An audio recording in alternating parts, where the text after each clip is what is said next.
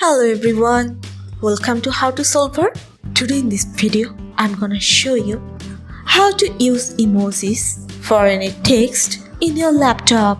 Before starting the video, please subscribe to How to Solver. So let's go.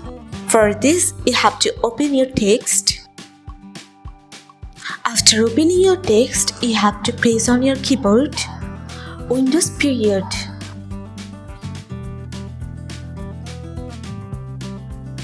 Here you can see the emojis. You can use your emojis by clicking on it. You can choose your emoji as you want. Here you can see different type of emojis. You can use one of them depend on your need.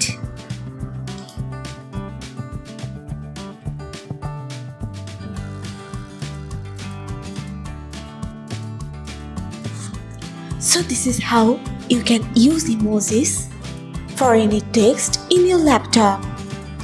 So guys, that's it. You can do this. I think this video is very helpful to you. If it was, then give a thumbs up and hit the subscribe button. And thanks for watching.